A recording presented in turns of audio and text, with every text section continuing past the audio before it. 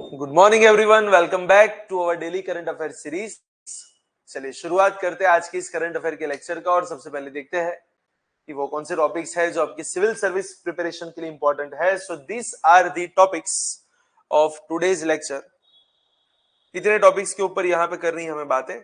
चलिए one by one topics के regarding वहां पे करते हैं बातें।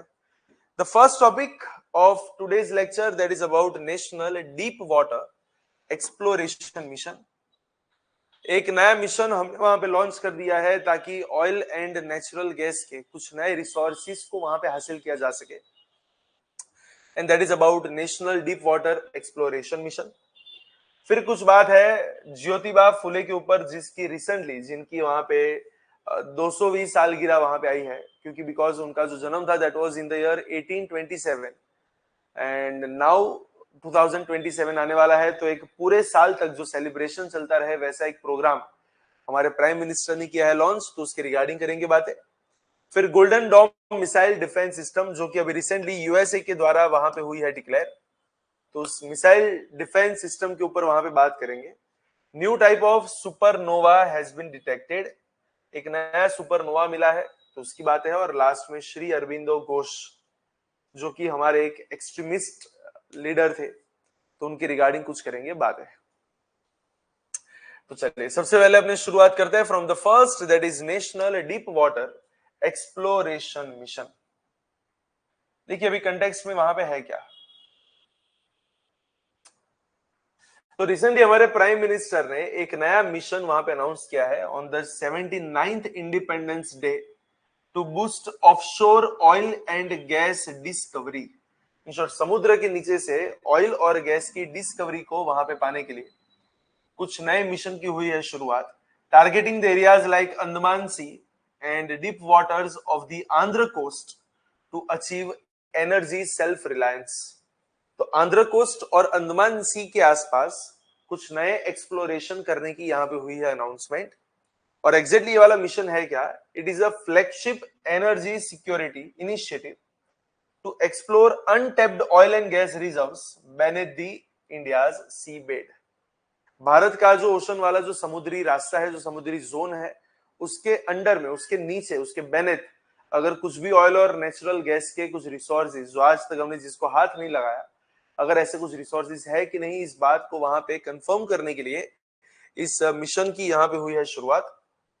And it is design to operate in mission mode for accelerated offshore exploration. Offshore का मतलब समुद्र के अंदर। मिनिस्ट्री कौन सी यहां पे चलेगी, that is petroleum and natural gas. और वहां पे कौन इसको सपोर्ट करेगा, that is DGH, directorate general of hydrocarbons. Objective क्या है कि अगर हमारे पास कुछ बढ़िया से रिसोर्सेज निकलते हैं तो हमारा क्रूड ऑयल और नेचुरल गैस की इंपोर्ट्स के ऊपर जो हमारी डिपेंडेंसी है वो थोड़ी सी कम हो जाएगी। साथ में हमारा डोमेस्टिक हाइड्रोकार्बन प्रोडक्शन की जो हमारी कैपेसिटी है उसको वहां पे थोड़ा सा और एनहांस कर सकते हैं, राइट। उसके अलावा अगर हम बात करें तो इसके साथ साथ इंडिया का जो लॉन्ग टर्म एनर्जी सिक्योरिटी जो है हमारी, उसको भी यहाँ पे थोड़ी सी स्ट्रेंथन की जा सकती है। As well as we can also promote our आत्मनिर्भर Bharat campaign specially in the energy sector. So this are the objectives and let's see कि भैया वहां पे की फीचर्स क्या है। So now the focus is on deep water, the target unexplored offshore zones like Andaman Nicobar as well as Andhra coast, and there are also some policy reforms. It has linked with open acreage licensing policy and the recent exploration friendly legislative changes. तो in short हमारे देश के अंदर जो policy है that is open acreage licensing policy, उसके साथ इसको वहां पे लिंक किया है। और एक लार्ज स्केल बिडिंग वहां पे चलाएंगे, opening over 1 million square kilometre of erstwhile no go areas for exploration. 1 million square kilometre का जो पूरा एरिया है उसको यहाँ पे ओपन करने की बात है। तो एक मिशन अभी रिसेंटली यहाँ पे अनाउंस हुआ है। और अगर ऐसे मिशन की सिग्निफिकेंस की बात करें तो पहले भी बात हुई कि हमारी जो एनर्जी है वहां पे हम थोड़े से इंडिपेंडेंट हो सकते हैं। जो हमारी करंट क्रूड ऑयल की इंपोर्ट्स है और जो गैस की इंपोर्ट्स है उसके ऊपर जो हम डिपेंडेंट है, वहां पे डिपेंडेंसी को थोड़ा सा कम किया जा सकता है, राइट। इकोनॉमिक गेन्स तो डेफिनेटली होंगे, क्योंकि अगर आपकी इंपोर्ट्स कम हो जाएगी तो आपके बिलियंस ऑफ डॉलर्स वहां पे बच सकते हैं। जिसको आप सोशल वेलफेयर और इंफ्रास्ट्रक्चर के अंदर वहां पे रीडायरेक्ट कर सकते हैं, और साथ में आपकी स्ट्रेटेजिक सिक्योरिटी भी वहां पे डे बाय डे बढ़ती जाएगी। जो वॉलेटाइल ग्लोबल मार्केट्स है और उनके सामने आपको कुछ वहां पे बैकअप मिल सकता है। That is all about this mission, right. चलिए नेक्स्ट टॉपिक के ऊपर आगे बढ़ते हैं, लेकिन वहां पे आगे बढ़ने से पहले मैं आपको एक बार बता दूं, यूपीएससी एंड जीपीएससी क्लास 1-2 के लिए, UPSC and GPSC class 1-2 that is all about civil services, PD Gurukul Ahmedabad as well as Gandhinagar दोनों ब्रांचेस पे न्यू बैचेस हो रही है स्टार्ट, नई बैचेस की हो रही है शुरुआत। देखिए ऑलरेडी कुछ बैचेस हमने 15 अगस्त से की थी शुरुआत, लेकिन उसकी सीट जो है वहां पे फुलफिल हो चुकी है, और अब हम नेक्स्ट मंथ नई बैचेस का भी वहां पे लॉन्च करने के लिए जा रहे हैं। तो अभी तक अगर आपने एनरोल नहीं करवाया है, then you can fill up the form which is given in the description box, or else you can also contact on this number to get the information about the new batches, right। Exam के regarding अगर कुछ भी confusion है, कुछ भी doubts है, questions है, तो इस नंबर के ऊपर कांटेक्ट करके या फिर फॉर्म को फिलअप करके आप अपने कंफ्यूजंस को वहां पे क्लियर कर सकते हैं, right. You will get 3 days free demo sessions as well as up to 50% scholarship, yes you are listening the same, up to 50% scholarship। सो ये स्कीम जो है वो अभी भी वहां पे ओपन है, तो आज ही यहाँ पे एनरोल करवाए और अपनी प्रिपरेशन को एक नई डायरेक्शन वहां पे प्रोवाइड करें। साथ में एक और चीज भी आपको बता दूं, you can see that in this PDF we have translated all the current affairs also in Gujarati, so for those aspirants who are doing their preparation in Gujarati medium, you can also download this PDF from our Telegram group channel which is also mentioned in the description box। तो description box के अंदर हमारी Telegram group की channel mention है, आप वहां से वाली पीडीएफ को डाउनलोड कर सकते हैं, जो आपके प्रीलिम्स और मेंस दोनों की आंसर राइटिंग के लिए वहां पे काम में आ सकती है, राइट। चलिए तो शुरुआत करते हैं, थोड़ा सा और आगे बढ़ते हैं। That is about Jyotiba Phule. So Mahatma Jyotiba Phule ji की अगर हम बात करें, तो प्राइम मिनिस्टर ने recently year long series of events वहां पे की है अनाउंस, किसके regarding, to mark the 200th birth anniversary of Jyotiba Phule, जो कि एक बहुत बढ़िया से सोशल रिफॉर्मर थे, जिनका वुमेन एम्पावरमेंट के अंदर और कास्ट इक्वालिटी के अंदर बहुत ही बड़ा सा उनका कंट्रीब्यूशन यहाँ पे रहा है। तो उनकी 200th बर्थ एनिवर्सरी जो आने वाली है 2027 में, उसके लिए एक long term series of events वहां पे हुई है लॉन्च। अगर हम उनके ओरिजिनल नाम की बात करें, तो उनका फुल नेम था ज्योतिराव गोविंदराव फुले। जन्म हुआ 1827 में at Satara, that is Maharashtra. Death हुई 1890 के अंदर पुणे के अंदर।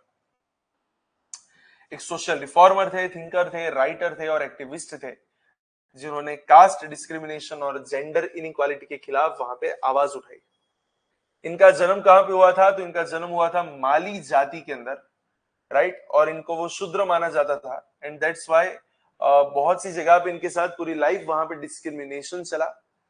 शुरुआत में ये एंगेज थे फार्मिंग के अंदर। He received early education despite class barriers, caste barriers, and later influenced by reformist and revolutionary ideas। उनका वुमेन एजुकेशन के अंदर उनका कंट्रीब्यूशन बहुत ही बढ़िया सा रहा है। ऑर्फन गर्ल्स के लिए साथ साथ वहां पे नॉर्मल बाकी सब गर्ल्स के लिए भी वहां पे उन लोगों ने पहली स्कूल यहाँ पे की थी ओपन। तो ये open the India first school of girls in Pune in the year 1848। उन्होंने अपनी खुद की वाइफ सावित्रीबाई फुले जी को वहां पे एजुकेट किया, जो इंडिया की फर्स्ट फीमेल टीचर वहां पे बनती है। अगर कास्ट इक्वालिटी की बात करें, तो उन्होंने सत्य शोधक समाज को किया था एस्टैब्लिश, जिससे सोशल जस्टिस वहां पे हो सके। जो ब्राह्मण लोगों का जो डोमिनेंस मार्केट में चलता है, जो देश में चलता है, इसको अपोज कर सके। और उसी के लिए जो ब्राह्मण लोगों के जो आइडल थे, दैट इज भगवान श्री राम, उनका अपोज करने के लिए उन्होंने बाली को, सुग्रीव और बाली वाला जो बाली है, जिनकी हत्या भगवान श्री राम के द्वारा वहां पे हुई, तो बाली को इन्होंने अपना वहां पे आइडल मान लिया था, ताकि वो ब्राह्मण का विरोध कर सके। उनका विरोध भगवान श्री राम से नहीं था, लेकिन ब्राह्मण से था। तो ब्राह्मण का विरोध करने के लिए उन्होंने बाली को अपना आइडल वहां पे बना दिया था, राइट। और देखा जाए तो ये चाइल्ड मैरिज के रिगार्डिंग भी उन्होंने उसका भी वहां पे अपोज किया, विडो री मैरिज को वहां पे सपोर्ट किया। बहुत सी विडोज और ऑर्फन्ड गर्ल्स या फिर चिल्ड्रन को वहां पे उनको शेल्टर वगैरह प्रोवाइड करने का भी काम इन लोगों ने किया है। साथ में अगर उनकी बुक्स की रिगार्डिंग बात करें तो एक बुक उन्होंने लिखी थी जिसका नाम था गुलामगिरी। तो गुलामगिरी उनकी बहुत ही एक फेमस एक बुक, और ऐसा बोल सकते हैं कि इन्हीं के इन वर्क्स की वजह से उसके बाद के जो लीडर्स बने, that is B R Ambedkar और अलग अलग लीडर्स पूरे भारत में, उनको एक बहुत बढ़िया से इंस्पिरेशन वहां पे मिलता है फ्रॉम ज्योतिबा फुले। सो एक बहुत ही बढ़िया सी पर्सनालिटी जो आपके मॉडर्न हिस्ट्री के अंदर आती है। तो ध्यान रखना, मॉडर्न हिस्ट्री में जब जब ज्योतिबा फुले इस साल आ रहा है, आपको वहां पे बहुत डिटेल में उनको लेके जाना है, क्योंकि 2 साल के बाद उनकी बर्थ एनिवर्सरी 200 बर्थ एनिवर्सरी वहां पे आने वाली है, एंड दैट्स व्हाई वो करंट अफेयर के लिए वहां पे इंपॉर्टेंट हो जाते हैं। प्लस रिसेंटली यूएस के द्वारा एक नई सिस्टम को वहां पे लॉन्च करने की हुई है बातें, तो चलिए उसके बारे में जानते हैं कि क्या है एग्जैक्टली ये वाली system. Golden Dome missile system. एक गोल्डन डोम मिसाइल सिस्टम किसने यहां पे डिक्लेयर की है? That is by US president. US president has unveiled the Golden Dome missile system defence system, design and appointed a leader for the $175 billion project, जिसका main focus क्या रहेगा कि US के ऊपर अगर कोई भी फॉरेन मिसाइल का कोई भी थ्रेट आता है तो इस थ्रेट के सामने एक शील्ड वहां पे प्रोवाइड कर सके। और एग्जैक्ट ये सिस्टम किस तरीके से काम करती है? Next generation missile defence programme, जहां पे स्पेस बेस्ड और लैंड बेस्ड इंटरसेप्ट लेयर्स को न्यूट्रलाइज इंटरबेस्ड लेयर्स को वहां पे यूज किया जाएगा, that is to neutralise the missile threat. अगर बाहर से कोई भी मिसाइल का थ्रेट आता है यूएस के अंदर, तो स्पेस बेस्ड और लैंड बेस्ड दोनों जगह से आप इस थ्रेट को वहां पे काउंटर अटैक में डाल सकते हो और उसको वहां पे न्यूट्रलाइज कर सकते हैं, right? So it envisioned as a technological leap beyond Israel's Iran Dome and Reagan's strategy defense initiative. Main इनका एम क्या है? That is to eliminate the threat of enemy ballistic, hypersonic और cruise missiles before they reach to US territory. जब तक उनकी enemies की missile US की territory में पहुंचती है, उससे पहले ही उसको तबाह करने वाली एक सिक्योरिटी वाली एक सिस्टम, जिससे उनकी नेशनल सिक्योरिटी वहां पे और बढ़िया सी हो जाएगी। और ये किस तरीके से काम करेगी? तो यहाँ पे एक होता है space based intercept layer. hundreds of satellites detect and destroy the missiles during the boost phase using interceptors or lasers. Space में से hundreds of satellites इंटरसेप्टर्स और लेजर्स का यूज करके किसी भी मिसाइल को उसके बूस्ट होने के साथ ही वहां पे डिस्ट्रॉय कर सकते हैं। It will also enhance their ground-based mid-course defense. Upgraded interceptors in California and Alaska engage missiles mid-flight. साथ में देखा जाए तो 5 additional launch sites intercepts threats in space. 3 जो है वो मेनलैंड यूएस के अंदर है, जबकि बाकी की 2 जो है वो हवाई और अलास्का में वहां पे रखी गई है। साथ में देखा जाए तो इट प्रोटेक्ट्स की population centres with radars, common launchers and systems like patriot. उनके मेन की फीचर्स क्या रहेंगे? एक तो मल्टी लेयर डिफेंस यहाँ पे है, और इंटरकॉन्टिनेंटल जो बैलिस्टिक मिसाइल्स है, हाइपरसोनिक मिसाइल्स है, क्रूज मिसाइल्स है, तो उन सबको वहां पे न्यूट्रलाइज करने के लिए इसका यूज किया जा सकता है। तो आपको एग्जाम के पॉइंट ऑफ व्यू से बस एक चीज वहां पे ध्यान रखनी है कि recently Golden Dome missile defence system किसने लॉन्च की है? It is launched by USA, right? चलिए नेक्स्ट टॉपिक के ऊपर आगे बढ़ते हैं, that is about new type of supernova which has been recently detected.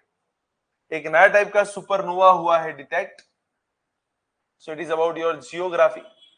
Astronomers has discovered a new type of supernova, और वो कब ट्रिगर हुआ था? जब एक मैसिव स्टार वहां पे इंटरेक्ट कर रहा था किसी ब्लैक होल के साथ। जब एक मैसिव स्टार किसी ब्लैक होल के साथ उसने वहां पे इंटरेक्शन किया इन अ बाइनरी सिस्टम, तो it led to a rare and powerful stellar explosion about 700 million light years away.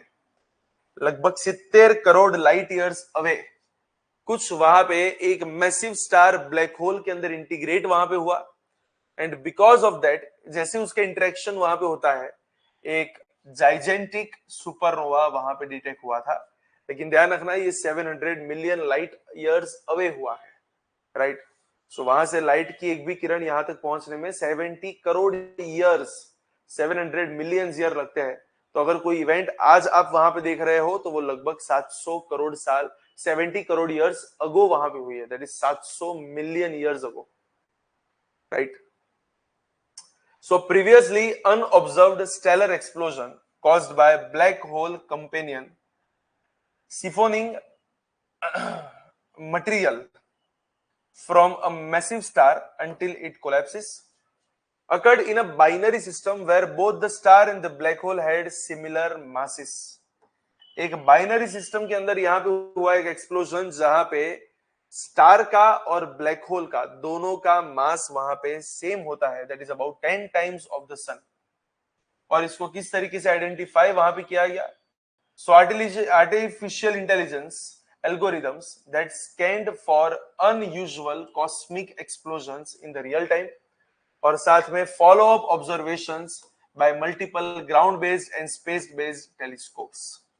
जैसे ही वहां पे एआई के एल्गोरिदम के थ्रू उसको वहां पे डिटेक्ट किया गया, बहुत ही अलग अलग ग्राउंड बेस्ड और स्पेस बेस्ड टेलीस्कोप्स ने उसका मल्टीपल उसका फॉलो अप वहां पे लिया, एंड फ्रॉम दिस ऑब्जर्वेशंस हमें फाइनली इसके बारे में वहां पे पता चला। तो एक तो यहाँ पे पता होना चाहिए कि एक बाइनरी इंटरेक्शन होता है। What is binary interaction? जहां पे जो स्टार है और जो ब्लैक होल है दोनों का मास वहां पे सेम रहता है और एक्सट्रीम एनर्जी यहाँ पे होती है रिलीज। बट ऑब्वियसली अगर वहां पे एक्सप्लोजन होगा तो बहुत ही ज्यादा एनर्जी को वहां पे रिलीज करेगा। It released more energy in a second than the sun will in the entire life time. सूर्य जो अपनी पूरी जिंदगी में, पूरी लाइफ टाइम में जितनी एनर्जी वहां पे दे सकता है उतनी ही एनर्जी एक सेकंड में वहां पे रिलीज हो जाती है। अगर आप देखें तो पृथ्वी जो है वो सूर्य की एनर्जी का 0.002% बोल सकते हैं कि उतनी ही एनर्जी हमारे पास आती है। अगर आप मान के चलो सूर्य की 100% एनर्जी अगर किसी दिन हमारे ऊपर आ गई तो वहीं पे हम जल के खाक हो जाएंगे। और ये तो सूर्य की एक दिन की बात है, सूर्य की पूरी लाइफ टाइम की एनर्जी अगर उसका टोटल लगाए ना तो उतनी एनर्जी यहाँ पे एक सेकंड में रिलीज होती है। तो आप उसका अनुमान लगा सकते हैं कि कुछ कौन से लेवल पे एनर्जी वहां पे रिलीज होती है, right. So that is all about this supernova. And the last topic that is about Shri Aurobindo. Aurobindo Ghosh के ऊपर यहाँ पे है कुछ बातें, और रिसेंटली क्यों ये कंटेक्स्ट में है, क्यों ये न्यूज में है। तो prime minister of India paid a tribute to Shri Aurobindo on his birth anniversary, that is 1872 15th of August, highlighting his role as a philosopher, spiritual leader and the freedom fighter who linked nation building with spiritual evolution. शुरुआत में ऐसा था कि इनका जो major role था that was in the freedom struggle of India, specifically स्वदेशी movement, right. तो स्वदेशी मूवमेंट के टाइम पे इनका रोल बहुत बढ़िया सा रहा। उसके बाद उन्होंने धीरे धीरे पॉलिटिक्स से रिटायरमेंट वहां पे ले लिया, संन्यास ले लिया, और उसके बाद वो स्पिरिचुअल माइंड सेट में वहां पे चले गए। तो स्पिरिचुअलिटी की ओर ये वहां पे आगे बढ़े। तो बोल सकते हैं कि फ्रीडम फाइटर, फ्रीडम के अंदर वहां पे अगर हम बात करें तो फ्रीडम स्ट्रगल के अंदर, साथ में स्पिरिचुअल इवोल्यूशन के अंदर, दोनों में उनका कंट्रीब्यूशन बहुत बढ़िया सा रहा। अगर हम बात करें उनके रिगार्डिंग तो एक योगी थे, एक फिलोसोफर थे, एक पोएट थे, एक नेशनलिस्ट लीडर थे, and propounded the philosophy of integral yoga aiming at spiritual transformation of life on the earth. जन्म हुआ था इनका 1872 के अंदर on 15th of August at Calcutta. Education इन्होंने लिया था in England Saint Paul school और किंग्स कॉलेज जो कि कैम्ब्रिज में है, and mastered multiple European languages and developed interest in Indian culture. Contribution इनका कहां पे था? जैसे कि इनकी अगर हम बात करें तो हमारी फ्रीडम मूवमेंट पे बहुत ही बढ़िया सा कंट्रीब्यूशन। रेडिकल नेशनलिज्म या फिर जिसके लिए वहां पे वर्ड होते यूज होता है एक्सट्रीमिस्ट थे। The first Indian leader to demand complete independence through his paper Vande Mataram. अपने पेपर के अंदर वंदे मातरम के अंदर उन्होंने सबसे पहली बार वहां पे कंप्लीट इंडिपेंडेंस की थी बात है। अगर उनके रोल के रिगार्डिंग बात करें तो बंगाल के अंदर जो रेवोल्यूशनरी कमिटी थी जिसका नाम था अनुशीलन कमेटी, वो वहां पे भी थोड़े से इन्वॉल्व थे। साथ में अलीपुर बॉम्ब केस जो हुआ 1908 के अंदर, वहां पे भी वो थोड़े से इन्वॉल्व थे, तो वहां पे उनका अरेस्टमेंट वहां पे हुआ, लेकिन जैसे वो वहां से बाहर निकले वो कंप्लीटली स्पिरिचुअली उसके वहां पे वो थोड़े से आगे बढ़ते गए, राइट। सो बेसिकली वो जब जेल में वहां पे थे तब से बोल सकते हैं कि उनकी जो स्पिरिचुअल लाइफ की जो जर्नी है वहां से हुई उनकी लाइफ की शुरुआत, और धीरे धीरे फिर जो एक्टिव पॉलिटिक्स बोल सकते हैं वहां से उन्होंने संन्यास ले लिया। उनके लिटरेरी कंट्रीब्यूशंस की बात करें, द लाइफ डिवाइन एक उनकी नोट है, the synthesis of yoga, essays on the Gita, तो ये सारी की सारी फिलोसॉफिकल वर्क्स उन्होंने वहां पे किए हैं। साथ में सावित्री करके उनकी एक बहुत ही बढ़िया सी पोएट्रिक बुक्स वहां पे अवेलेबल है, Savitri a legend and a symbol, तो वो भी उन्हीं की वहां पे बुक। और अगर पॉलिटिकल और कल्चरल राइटिंग्स की अगर हम बात करें तो human cycle, the ideal of human unity, तो वो सब उनकी वहां पे बुक्स है। उनके और कंट्रीब्यूशन क्या है, तो उन्होंने श्री अरविंदो आश्रम को एस्टेब्लिश किया in the year 1926 with Mirra Alfassa, and developed integral yoga blending material progress with spiritual growth। सो यहाँ पे स्पिरिचुअलिज्म और मटेरियलिज्म दोनों का एक कॉम्बिनेशन उन्होंने वहां पे किया। He advocated spiritual nationalism, linking India's freedom with cultural renaissance। India की फ्रीडम को कल्चरल रेनेसेंस के साथ, मतलब कि नव जागृति के साथ वहां पे उन्होंने वहां पे लिंक कर दिया। And that is all about Shri Aurobindo Ghosh. और इसी के साथ आज का एक जो लेक्चर है उसको यहाँ पे करते हैं, कुछ नए टॉपिक्स के साथ वापस एक बार कल मिलेंगे, लेकिन तब तक के लिए all the very best for your preparation.